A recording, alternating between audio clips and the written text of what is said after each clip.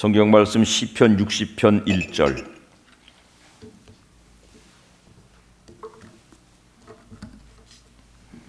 시편 제 60편 1절.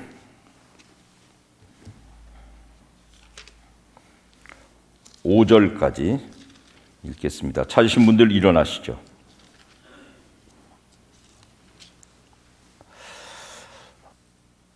PPT에 떠 있지 않은 이 시편의 시제부터 읽어드리겠습니다. 다윗이 교훈하기 위하여 지은 믹담, 인도자를 따라 수산의 돛에 맞춘 노래. 다윗이 아람 나하라임과 아람 소바와 싸우는 중에 요압이 돌아와 에돔을 소금 골짜기에서 쳐서 12,000명을 죽인 때에, 하나님이여, 주께서 우리를 버려 흩으셨고 분노하셨사오나 지금은 우리를 회복시키소서. 주께서 땅을 진동시키사 갈라지게 하셨사오나 그 틈을 기우소서. 땅이 흔들림이니이다. 주께서 주의 백성에게 어려움을 보이시고 비틀거리게 하는 포도주를 우리에게 마시게 하셨나이다.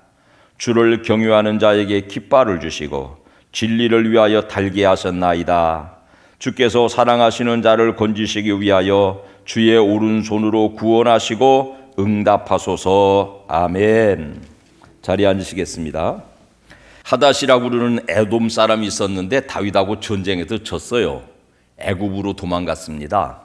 애굽 왕 바로가 하닷을 맞아서 자기 처제를 아내로 주고 아주 잘 먹고 잘 살도록 호의호식하게 만들어 주었습니다.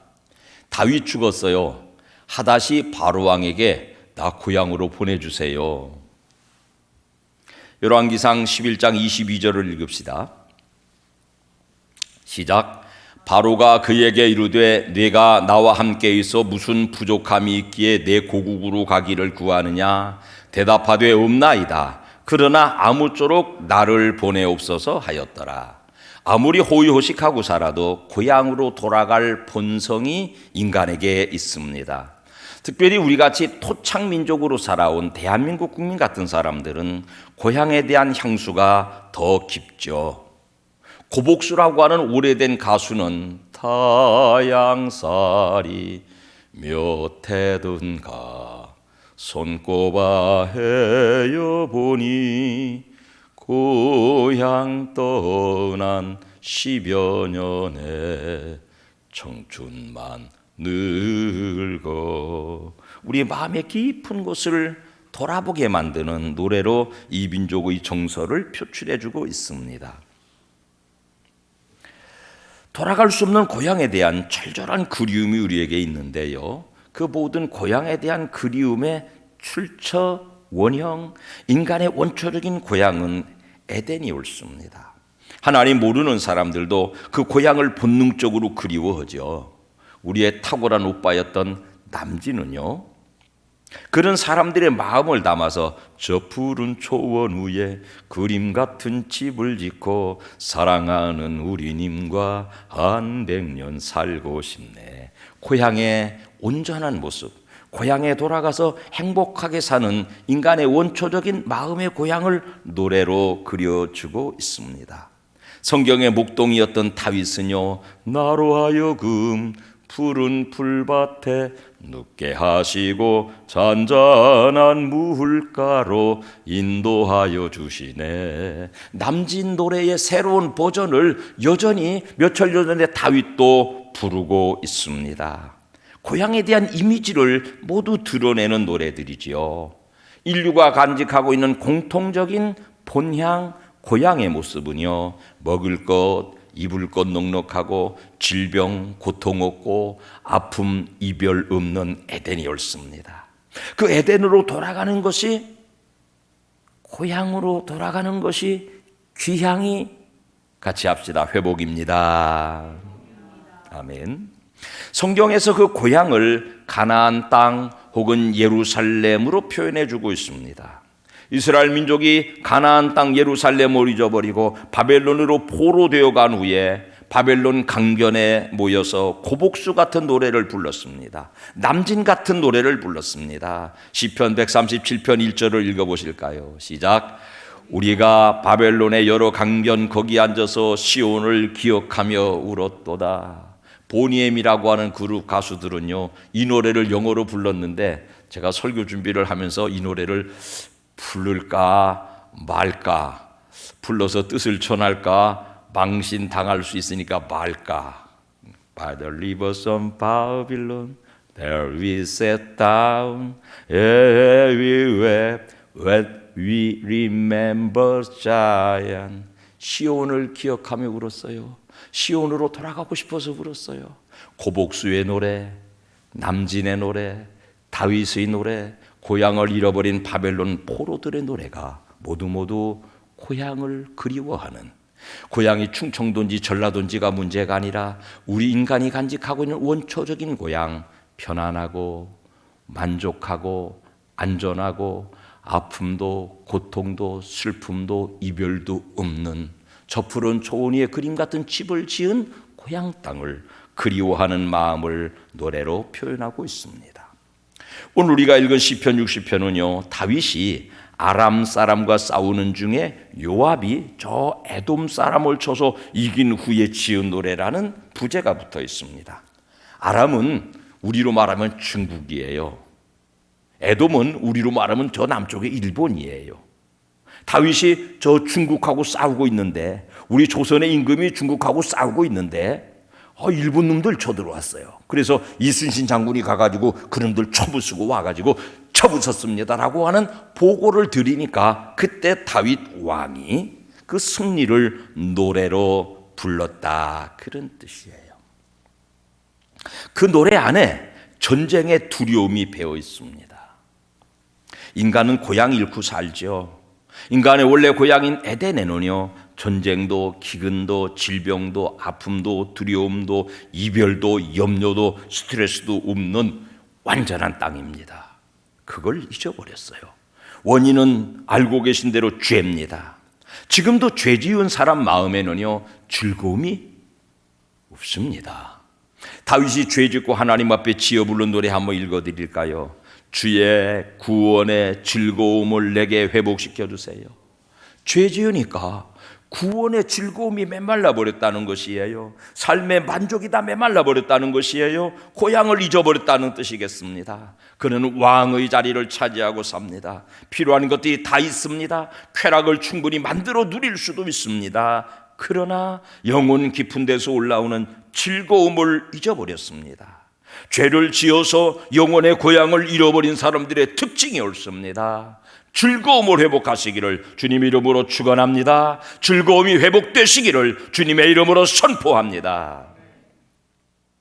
다윗은 구원받은 하나님 사람이지만은 사울에게 쫓기고 후에는 아들 압살롬에게 쫓기고 평생을 주변과 정복 전쟁을 해야 되는 장군으로 전장에서 떠도는 인생이었습니다.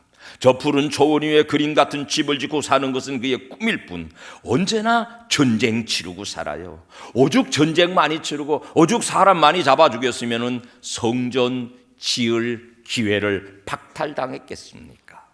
나라를 세운 후에도 계속 정복 전쟁을 치릅니다. 한 전쟁의 상대를 상대하기도 버거운데 두 개의 적과 동시에 전쟁을 벌여야 되는, 중국을 싸워야 되는데 일본 놈들이 쳐들어오는.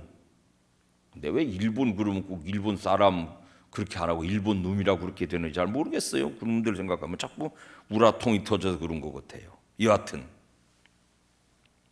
북쪽에 있는 적이 경제적인 난국이고 질병이고 청년들의 취업 문제고 나라의 경제 문제랄 것 같으면, 이 근자에 우리는 또 다른 대적이 하나 쳐들어왔는데 코로나 바이러스라고 하는 위경이 쳐들어왔습니다.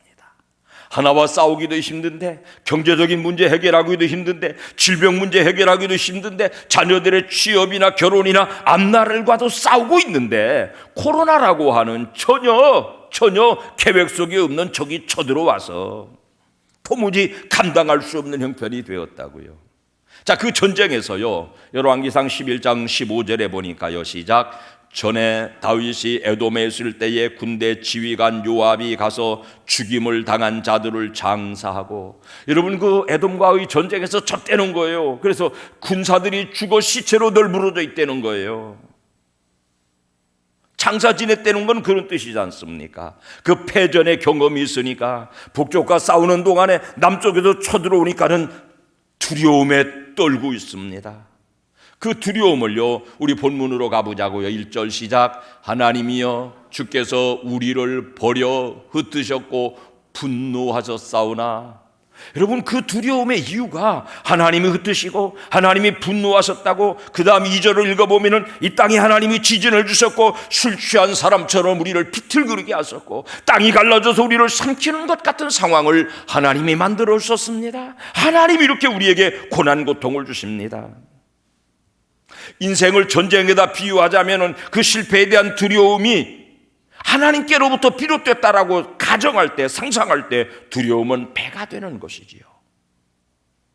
하나님이 내게 분노하신 결과, 하나님이 내 죄 때문에 나를 버리고 흩으시고 내가 사는 땅을 막 뒤죽박죽 술 취한 사람처럼 만들어버리신 것이 아닌가라고 할 때에 두려움은 가중됩니다. 우리에게도 그렇지 않아요? 하나님이 나를 잘못되게 하신 거라는 두려움이 있지 않으세요? 하나님이 나를 이렇게 막 시궁창에다가 수렁에다가 처박는다라고 하는 위기의식 같은 거 없으세요? 역사가 훨씬 더 많이 지난 후에 그 후손들은요, 사도행전에서 이런 말합니다. 시작. 주께서 이스라엘 나라를 회복하심이 이때니까 하므로 새로운 바빌론, 로마죠. 로마의 앞자 아래서 여전히 저 푸른 초원 위에 그림 같은 집을 짓고 사랑하는 우리님과 토닥거리며 행복하게 살 날을 잊어버리고 그날을 여전히 사모하고 살고 있는 모습을 여러 천년 후에 제자들의 말에서 발견할 수 있습니다. 결박이 풀리고 길이 열리고 풍요롭고 풍성하고 평안하고 만족하고 복음 안에 있는 즐거움을 누리고 사는 회복이 우리에게도 필요하지 않습니까? 다행스러운 것은요, 그런 모든 패전들이 과거의 일이라는 점이에요. 기억으로 아프기는 하지만은 과거의 사건 때문에 오늘 그 과거의 사건을 가져다가 여전히 고통을 당하고 있기는 하지만은 과거의 일이라는 것입니다. 어쩌면 지금도 전쟁 중에 있는 분들도 계시겠지만은 여하튼 우리는 산전, 수전, 공중전, 귀신전까지 다 치르고 지금 이 자리에 앉아 계십니다. 황금보다 백금보다 더 좋은 금이 있답니다. 일본 사람들이 바다에다가 방사능 오염물질 쏟아 부을 거예요. 소금값 올라갈 겁니다. 여윳돈 있으시면은 저 신안 앞바다 가서 빨리 소금 사서 좀 재놓으세요. 평상시에도 소금은요 1년에 10,000원씩 20kg당 1년에 10,000원씩 올라간대요. 근데 앞으로 방사능 바다 오염되면은 아마 좋은 소금이 천정부지로 치솟을 것이다. 난 경제학자 아니지만은 그런 예상해 볼 수 있습니다. 소금 귀하죠. 황금도 귀하고 백금도 귀하고 소금도 귀합니다. 그보다 정말 더 귀한 금이 있는데요, 지금이라고 하는 금이 옳습니다. 지금 이 자리에 계신 여러분들이 가장 귀중한 지금을 차지하고 계신 분들입니다.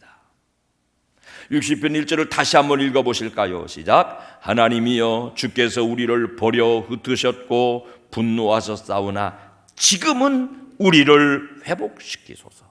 지금이라고 하는 게 왜 중요하냐면은 회복을 구하는 시간, 회복을 위한 디딤돌, 회복을 위한 추춧돌이기 때문에, 회복을 향하여서 뛰어오르는 도약대이기 때문에 지금이라고 하는 시간이 가장 중요한 시간입니다. 우리 동기 목사님 중에 제일 착하고 제일 성령 충만하고 제일 성결한 목사님 계셨는데 목회하다가 스트레스 받고 봤더니 그만 작년에 돌아갔었어요. 마음이 참 아팠어요. 사모님은 생활 전선에 뛰어드셨습니다. 시장에서 그 구제옷 장사하세요. 그 현장에서 버겁게 하루하루 돈벌이하며 사는 사모님이 제게 들려준 말씀이 잊혀지지 않습니다. 목회하면서 성도들이 예배 자리에 나와 앉아 있는 게 이렇게 힘들 일인 줄 몰랐어요. 내가 막상 삶의 현장에 살아보니까 성도 한 사람 한 사람이 예배 자리에 차지하고 앉아있는 이 지금이 얼마나 중요한지를 뼈저리게 배워요. 내가 진작 이런 거 알았더라면 목회 좀 더 잘했을 것 같아요. 그분들더러 때 되면 헌금 내라고 그렇게 가르친 거 너무 잘못한 것 같아요. 이렇게 어려운 삶을 살고 있는 성도들이 예배 자리를 구별해가지고 나와 앉아있다는 게 그렇게 귀중한 줄을 목회할 때는 몰랐대요. 자기가 그 삶을 살아보니까 그렇게 소중하더래요.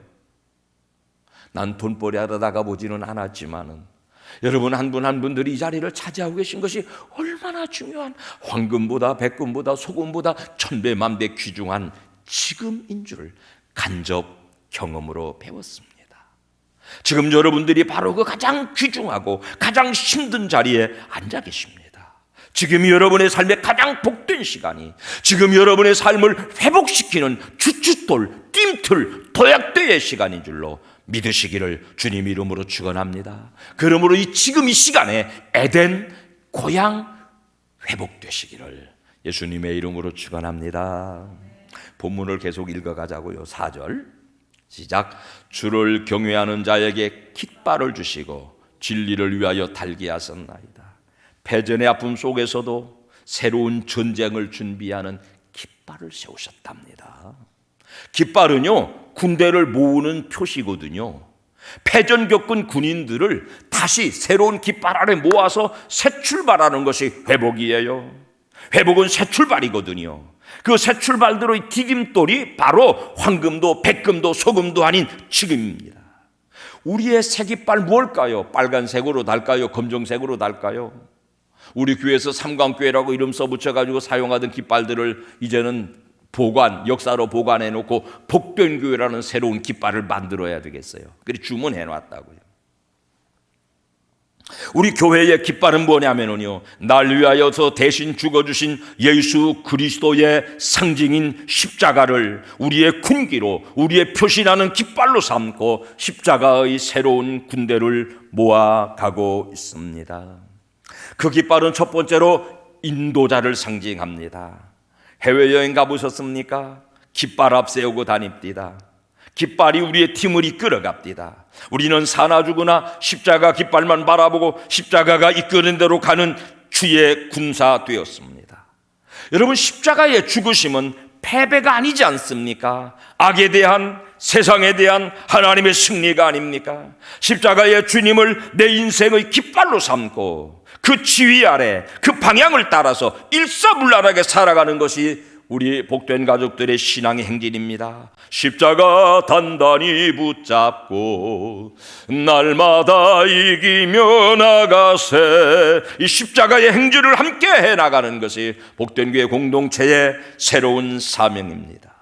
두 번째 십자가는요, 집합의 중심이에요. 군기는요, 깃발은요, 그 아래에 아군을 모으는 표시입니다. 하나 되는 표시입니다.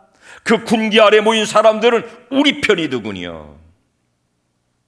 사람들이 혹시 해외에 나가서 사고를 당하면, 해외에 나가서 코로나 바이러스 상황에 갇히면 대한민국 태극기 깃발을 단 비행기가 뿡 날아가서 그 사람들 실어옵디다. 우리 편이니까요. 항공료를 따로 안 받읍디다. 우리 편이니까요. 해외여행 갈 때 그 깃발 아래 모인 사람들이 모종의 사고를 당하면은 그 깃발을 든 주체가 보험을 작동해서 그 문제를 해결해 줍디다. 왜냐하면은 그 십자가 깃발 아래 모인 십자가 군병은 예수님이 책임져 주신다는 표시였습니다. 십자가 군기를 표상으로 삼는 하나님의 나라 단체, 하나님의 나라 시민입니다. 그 나라에 보험 들어있고 그 나라가 위기를 만난 저와 여러분을 구출해 줄 국가요, 공동체요, 책임 주체입니다.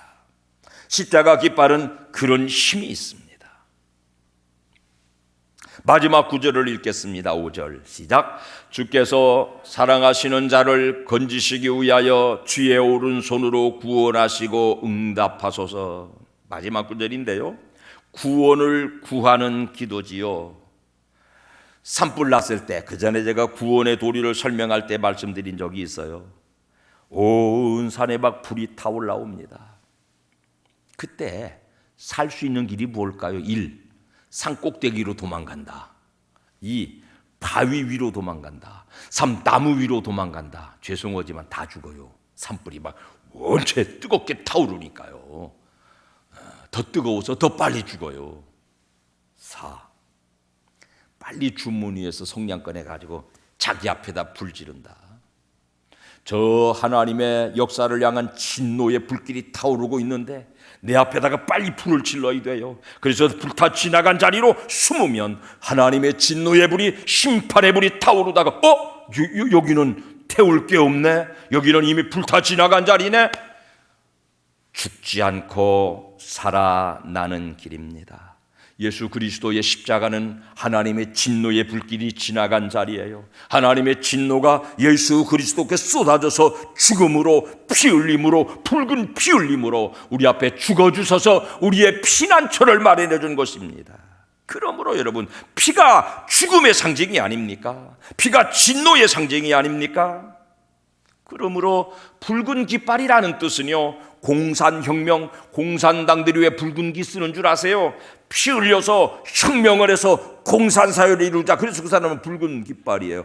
공산당의 붉은 깃발은 사람의 피를 말해요. 십자가의 붉은 깃발은 사람의 피가 아니라 예수의 피입니다. 예수의 죽으심, 내 대신 하나님의 진노 아래 죽어주신 예수의 죽으심의 표시가 십자가 붉은 깃발입니다. 그 깃발 아래 모이시고 그 깃발 아래 피하시면은 하나님의 진노로부터 죽임 당하지 않고 살아나게 되는 줄로 믿습니다. 이 믿음의 공동체 믿음이 되시기를 축원합니다. 그러므로 십자가의 붉은 깃발은요, 승리의 상징이잖아요. 하나님의 진노가 불타 지나간 자리라니까요. 더는 죽음이 없습니다. 절대로 패하지 않습니다. 교회와 십자가는요, 애굽의 전염병에서 구원받은 역사를 간직한 공동체입니다. 중세의 흑사병에서 살아남은 회복의 터전입니다. 그러므로 이 어려운 시대에 경제적인 난국과 취업의 어려움과 여러 가지 사회적인 어려움과 싸우고 있는데, 저 남쪽에서 일본 사람 같은 코로나가 쳐들어온 이 난국 속에서도, 흑사병 속에서도, 애굽의 10가지 재앙 속에서도 여전히 살아남은 하나님의 교회는요, 회복의 터전, 지금을 이어갈 수 있는, 회복으로 향해 나갈 수 있는 강력한 디딤돌이 됩니다. 피할 자리가 됩니다. 그런 영적인 질서를 세워서 영적인 질서를 회복해낸 다윗은요, 사무엘 8장 14절의 시작, 다윗이 어디로 가든지 여호와께서 이기게 하셨더라. 마침내 궁극적인 승리를 거두고 있습니다. 오늘 말씀드린 우리 가족들 모두가 주님의 십자가 구원의 오른손에 붙들리시기를 축복합니다.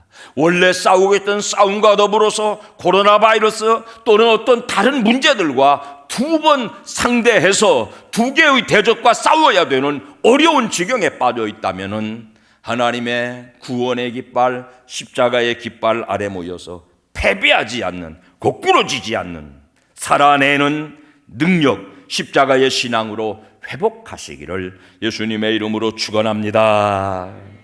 복되신 주님, 우리의 싸움이 늘 양면전일 때가 많습니다.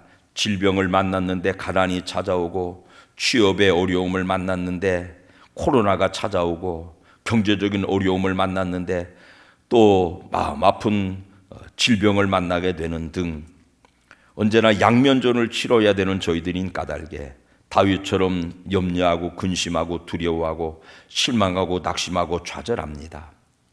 새로운 깃발을 세워주셔서 그 깃발 아래 우리를 모으시니, 십자가의 깃발로 새로운 군대를 이루시니, 회복의 기회가 되어주시는 하나님, 지금 이 자리에서 우리 모두가 다 회복의 은혜를 경험하도록, 회복의 새 출발을 결단하도록 능력을 더하여 주시옵소서. 예수님 이름으로 기도드립니다. 아멘.